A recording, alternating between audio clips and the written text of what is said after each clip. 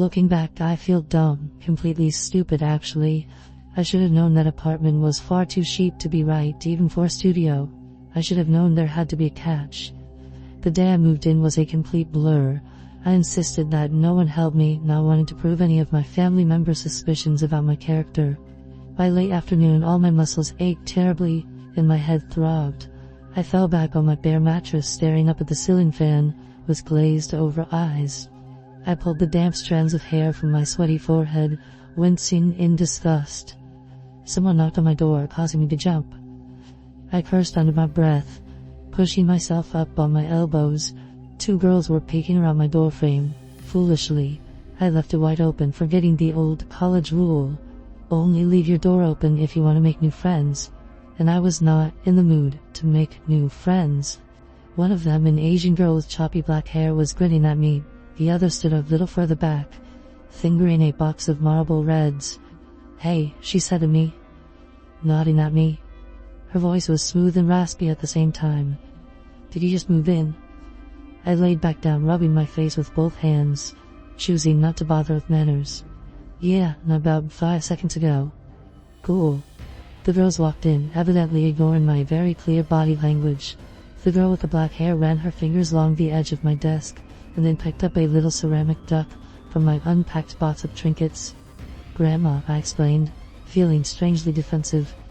"Cute," she replied, holding it up to her face. "Has anyone told you yet?" the other girl asked abruptly. Looking around my apartment, she had tucked these cigarettes into the back pocket of her jeans and was now tugging at her long red braids. "Jesus, Gianna, give her a second." "Oh, she needs to know." "Yeah, but we haven't even asked her name." I blinked at the 2 strangers incredulously. I hadn't even had time to put toilet paper in my bathroom, and here they were, touching my things and talking about me like I wasn't there. I just wanted to take a nap, honestly. "My name's Arden," I said. The girl with the red braids, Gianna, sat down next to me on my bed. "Did they tell you?" "Tell me what?" "Oh, of course they didn't. The rules." I blinked again, my face blank. I didn't know about any rules besides the typical renting ones. I had signed the lease after, at best, skimming over it. The landlord was a skinny woman who smelt of ashes, and I was fairly certain she had never developed the facial muscles necessary for smiling. I wasn't about to ask her any follow-up questions, especially when the rent was so cheap. The other girl laughed nervously. "Where'd you move in from?" I ignored her. "What rules?" Gianna got a strange, wicked sort of smile on her face, bouncing a little on my mattress. The other girl sighed loudly. "Something happens here every night," she began, pulling out my rickety office chair and sitting down. "Something weird." "Like what?" I sat up, frowning at her. Finally, my interest was piqued. "Someone walks down the street," Gianna said. Her voice reminded me of a camp counselor telling a scary story around the bonfire. "That one, right down there," she pointed at my window. "It's someone different every night. They scream for help for about an hour, but we weren't supposed to help them." I just stared at her. I felt a small chill run up my spine. I didn't know what to make of all this. "It happens at a different time every night," the other one said softly. "We never know when it's coming." "Why?" She shrugged almost sadly. "We don't know why." I scoffed, leaning my elbows against my knees. "Huh? I don't believe you." The girl shrugged. "You don't have to. You'll see for yourself." The look in her eyes made me want to believe her. She seemed sincere, but I couldn't even begin to fathom what they were saying being true. It was too strange, too outlandish. I knew this wouldn't be the nicest neighborhood, but it couldn't be that bad. It had to be a prank. They had to be hazing me or something. "We'll come back later," Gianna said matter-of-factly. "We'll show you." Before I could protest, she grabbed the other girl by the wrist and they were gone. I followed them to the door, watching them march down the hall, talking to each other in hushed voices. I closed my door behind them. That night, as promised, they came back. They came dragging along 2 boys. One was somewhat muscular, wearing a tight black t-shirt and baggy jeans, and my eyes were instantly drawn to a silver heart-shaped locket around his neck. He smiled at me and introduced himself as Will when he walked in. The other boy was smaller but chubbier and nervous-looking, with a buzz cut and ill-fitting cargo shorts. His name, I was told, was Mateo. The girl named Gianna came in carrying a bottle of wine and that same slightly crumpled box of cigarettes. The other one, the girl I still didn't know the name of, was the only one who looked even somewhat apologetic. They all sat down on my dusty floor next to the window and motioned for me to join them. I sat between Will and the nameless girl, unsure whether I should continue feeling violated or if I should just give in to my strange, pushy neighbors. "Do you all live in this building?" I asked, hesitantly, accepting the wine when it was passed to me. "Yeah," Will answered with a grin. It seemed half-hearted. "This building is where all the young people live. It's where they put us," Gianna cut in, lighting a cigarette. It didn't even occur to me to tell her not to smoke inside. We've all been sorted out. Forgive her, she's a bit of a conspiracy theorist. "It's not a theory," she snapped, glaring at him.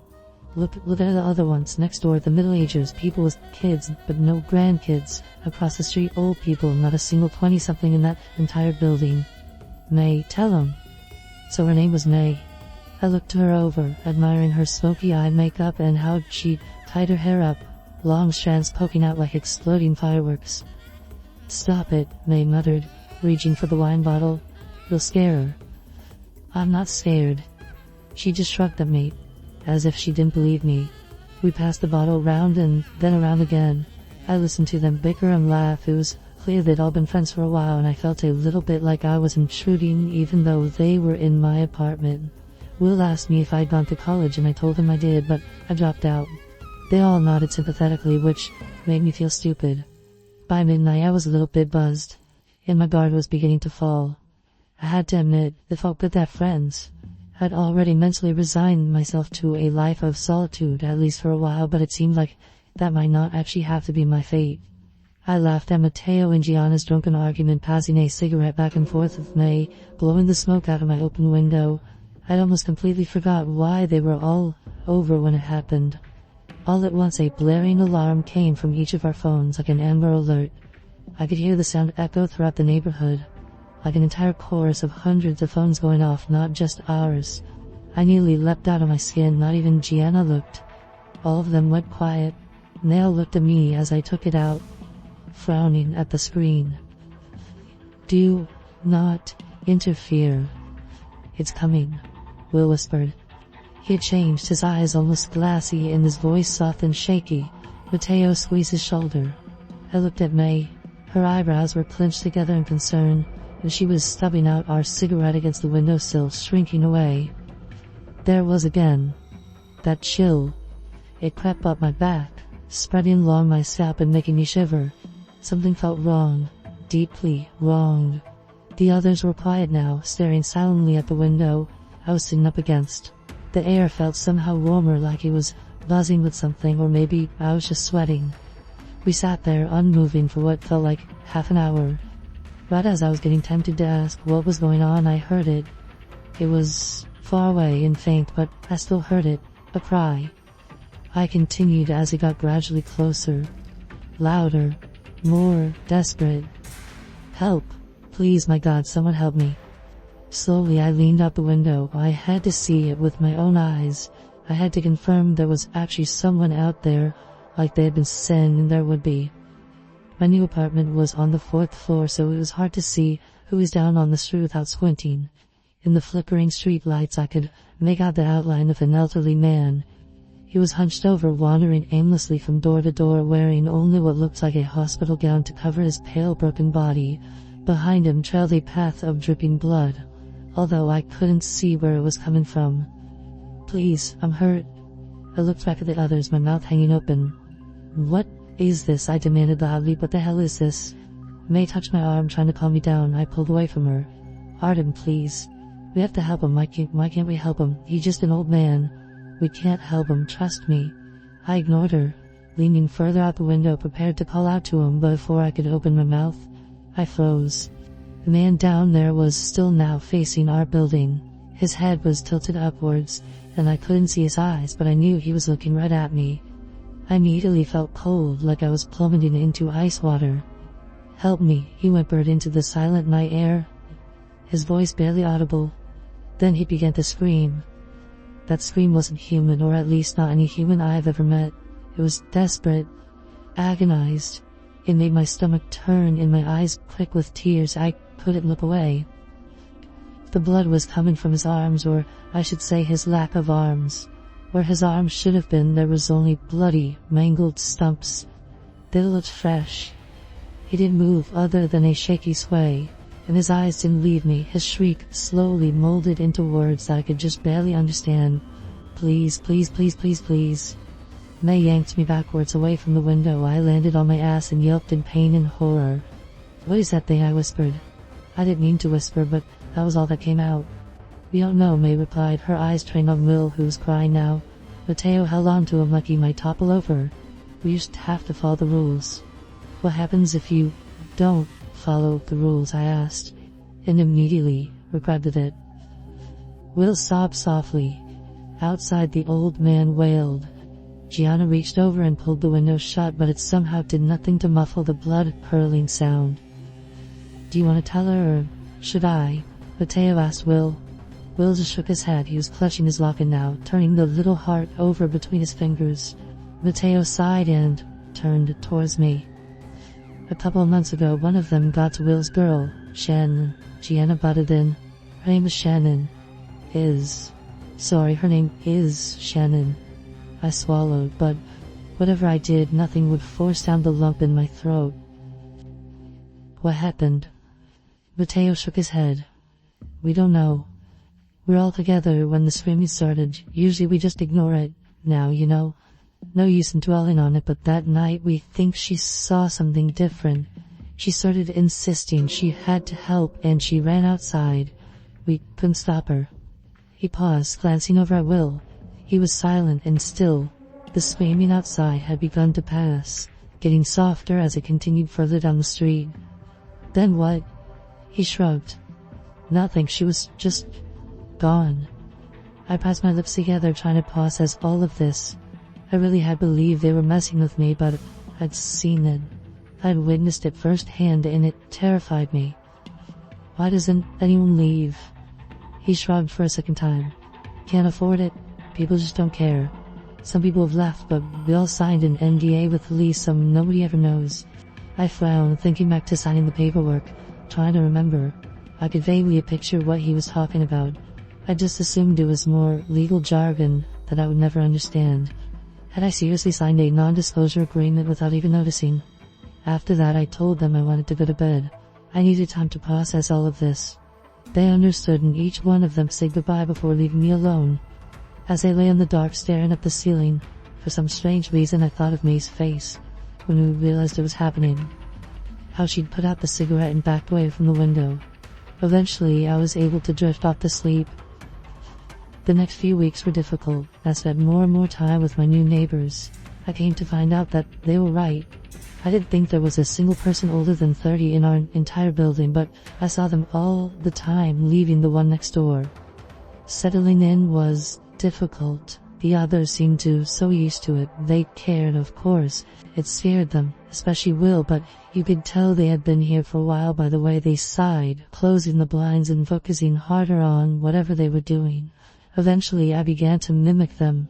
It helped a little bit to pretend it was normal, as strange as that sounds. Moving out wasn't really an option for me. Anyways, I was a college dropout and I hadn't found a job yet. I was still just getting by on what I managed to save up. Every night it was someone different. Some were more human, some seemed less. Some were drenched in blood, their clothes ripped and strange, but some looked fairly normal. The worst were the children. They would run like injured chickens, screeching and banging on doors, begging for help. Sometimes they would try different things. Say different things like, "They're coming," like, "I don't want to die," or even, "I'm sorry." There were a lot of children.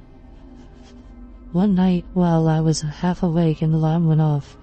It wasn't like the one on our phones. It was blaring, only somewhat muffled by the window. My apartment glowed a flashing red from outside. I didn't even look. I was too scared of what I might see. I just covered my head with my pillow and tried to fall back asleep. I came to learn all of these theories, especially from Gianna. She thought we had all been chosen and predetermined to live here, all for some sick little government game. She thought maybe there were people betting on the different buildings, putting down money on who would interfere the least. "See that?" she said to me one day in the hallway, returning from a coffee run. Cameras everywhere. I didn't know if I believed her. I spent time with May mostly. We smoked on the front steps and people watched. It was strange to see what at night was such a sinister and gruesome neighborhood during the day, bright and lively. She didn't talk much about the rules, so I didn't either. We didn't talk much all in general. I found just enjoying each other's company. Right when I was beginning to feel comfortable was when it happened. It started with a birthday cake. Happy birthday. As May walked through the door, Mateo blew into his plastic party horn. The paper inflated, smacking Will on the side of the head. May's hand flew to his heart. "Jesus Christ, you fuckers know I hate surprises." Gianna laughed and walked over to her. In her hand she held the chocolate cake, haphazardly adorned with sprinkles and bright pink icing that read, "Happy birthday, May," in the center. 24. She set down the cake on the dresser and threw her arm around May's neck. "How does it feel?" "Fucking awful." "That's the spirit." "Enough of this," Mateo cut in, weaving between them. "Let's eat some cake and then let's go." The tradition I'd learned was to bar hop for birthdays. They told me there was no curfew here despite the rules, just a recommended time to be home, which was 10:30 p.m. Usually they said they got home before the alarm or spent the night somewhere else. Well, took some cake. The boys took shots in the kitchen to pregame while I watched Gianna fuss over May's hair. I was never much of a partier while at clubs or bars in college. I spent most of the time out back, chatting with the smokers. But then again, I was never much of a friend group person either, so maybe the circumstances were changing. I watched them all troop outside the Mateo's car. I stuffed myself in the back, incredibly conscious of how close I was, pressed into May. My other shoulder rammed into the car door. Mateo's music cranked up to the maximum volume hurt my ears, and the tiny space was packed with the smell of tobacco and various perfumes as we sped down the freeway towards the city. But it was nice. It was really nice. I found myself laughing with them, and I hooked my arm around May's when she weaseled her hand beneath my elbow. It was actually nice. As predicted, the bars they chose weren't exactly my scene. By this time, as opposed to college, I could stand it. I took shots, I followed them out for smoke breaks. I even danced under the low purple lights until my feet ached inside my chunky heels, surely riddled with blisters. By the time we got to our third bar, I couldn't even feel it anymore. And it was at the third bar that we crammed ourselves into an old photo booth. And Gianna reluctantly offered $5 at the slot, and we laughed, red-faced, into a tight camera. After the photos spit out into the compartment, the others slid through the red curtains, but before I could follow, May grabbed my wrist. She held me back, sliding her long, baby blue nails on my wrist. I shivered. "You never gave me a birthday present," she whispered, and I could feel her breath on my face. If I was wearing my glasses, they would have been fogging up. "Yeah, well, I didn't get enough to finish my quip before she kissed me. It was nice, and then it wasn't." "Hey," Will called out to me, squeezing through a crowd of men wearing tattered leather jackets to get to me. "Arden, where's everyone else?" I blinked, looking around. I could have sworn they had been right there a second ago, but now none of them were anywhere to be found. I shrugged. "Dunno. Why, what's up?" He finally broke free from the swaying mass and I got a better look at him. He looked worried. His face flushed and I could see a few drops of sweat creeping out from his hairline. He took his phone out of his pocket and held it out to me. First I saw his phone screen. It was him next to a girl with strawberry blonde hair, both clutching beer bottles and grinning wildly at the camera. Then I looked where he actually wanted me to. The time. 1:47 a.m. "It's getting late," he narrated. "Can we find the others and get going?"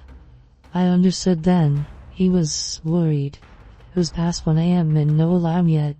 It was later than usual. The bars would start closing soon. He wanted to get back before it happened.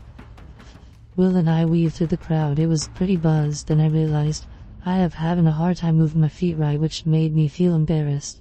I hadn't even had that much to drink. Was I that much of a lightweight? We found him outside, chain smoking. Will explained the situation while I swayed. The drive back was strangely tense. Mateo's music was turned down, and there wasn't any joking or boisterous gossiping like there had been on the way out. We all felt it. It didn't need to be said. Something was off. Will drove fast, almost reckless. In the dark, May took my hand.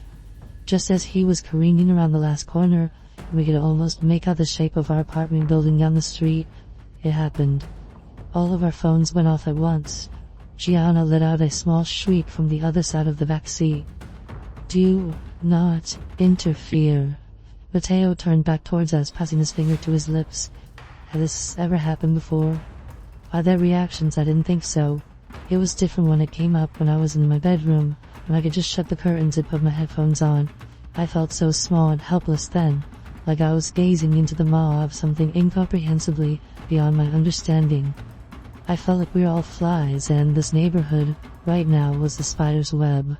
Will drove slowly now, maybe 5 miles an hour. We were all silent, and we were all still. Not even a stray breath cut through the quiet. Underneath the glowing streetlights I could make out the side of Will's face. He was pale, and if I hadn't seen his knees shifting as he pressed down on the brakes, I could have mistaken him for a mannequin. The car came to a stop. I followed his gaze all the way down the street to the dark horizon. All I saw what he saw. A silhouette. It was far too distant to make out what shape it took, but it was evidently humanoid. It moved in a shaky stumble, limping down the middle of the road in our direction, and in the overwhelming silence, I could hear it. Far away but still deeply urgent. Help me. Will. Gianna hissed. Turn the car around. Will didn't move, he just stared forward, as white as paper. It didn't make any logical sense, but I knew what he knew. It was too late now, there was no use. Help me. Please help. I could tell now that it was a girl from its voice and its figure as it got closer. It was wearing some sort of white nightgown, not unlike the old man's hospital attire from the first night, stained with dark red blood. From here I couldn't tell if it was fresh or dry. I didn't know why that mattered to me. Maybe, May whispered. Her arms shook against mine. Maybe if we're quiet and we duck down, it won't see us. Deep down it felt as hopeless as turning around had felt, but it seemed reasonable. I nodded and did as she suggested, crouching behind the passenger seat, my knees throbbing from the strange angle I'd bet myself into. We all did it, except for Will. He didn't move. He just looked. When he finally spoke I could barely hear him. It was so weak. Shen. The word hung in the air, heavy with implication. Matteo was the one to break the silence. What? Shannon, he repeated, finally turning to look at his friend. That's Shannon. I peered over the seat in front of me, squinting my eyes. The human-like thing was getting closer, and now I can make out strawberry blonde hair, round face, short legs, the girl from Will's phone lock screen. The girl who had disappeared. Shannon. May gasped next to me. Dude, Matteo said slowly, his words crumbling as soon as they left his mouth. I know what you're thinking, dude. Do not get out of this car. Will didn't even seem like he was with us anymore. He was in shock, I think, looking back. I have to help her, he insisted, right as another sickening cry rang out. Help me. Help me. Please. Someone. It hurts. It was getting far too close to us for comfort, but it still didn't seem to notice the car. Its cries became more and more desperate as they got louder. I have to help her, Will repeated, and a bit of life had returned to his face. Matteo shook his head and grabbed at his sleeve. Will, that is not Shannon. Will glared at him, his eyes shining with tears. I know, Shannon, that's her. I know you do, and I know you miss her, but please. Please don't do this. The voices were getting louder and more distraught, and I felt May press into my side, trembling like a leaf. Gianna was whimpering, but I couldn't see her from my position. The thing was almost to our car when it stopped. She turned her head, left, then right, almost like she was sniffing the air. The boys stopped arguing. I felt like my heart would burst out of my chest. I could see Shannon's face now, and I realized why she hadn't seen us. The girl's face was streaked with gore, and it looked like her eyes had been scooped out with a melon spoon. She cried, drool pouring from her slackened mouth, but no tears could come. It happened too quickly, none of us could stop him. Will violently ripped his arm away from Matteo, fumbling for the handle to the car door. Gianna screamed. Matteo tried to slam down all the lock, but he missed, and Will managed to get the door open before he could try again. He stumbled onto the asphalt and hit the ground with a soft crunch. The thing turned her head and began to scream, but instead of charging at Will, she backed away. She held her arms out in front of her like something might attack her. whipping her head around wildly. An alarm went off, like the one I had heard that one night, but far more unbearable now that I was in it. The streetlights lining either side of the street switched to a flashing red, and Mateo threw himself into the driver's seat, the tires screeching as he peeled away. Gianna was screaming at him, pleading with him to go back. May was weeping into her hands. I didn't move. Didn't make a sound. I didn't understand. As we sped away, I looked back. I couldn't help it. I saw the flash of some sort of van in the blinding red light, pulling around the corner. Then nothing. That was a week or two ago. I don't know, I've been having a hard time keeping track of time. None of us has spoken much since that night. We tried the police, of course, but as you could assume, nothing came of it. I think whatever this is far larger than we know. I don't know if it's some kind of experiment or just a sick game. But I'm gonna move back into my parents' house next week despite all of their parading, and then figure out what to do from there. I don't know if that really was Shannon that we saw that night or if it was something else. I don't know which is worse. All I know is that last night, I heard Will's voice outside my window, crying, pleading for help. I didn't interfere.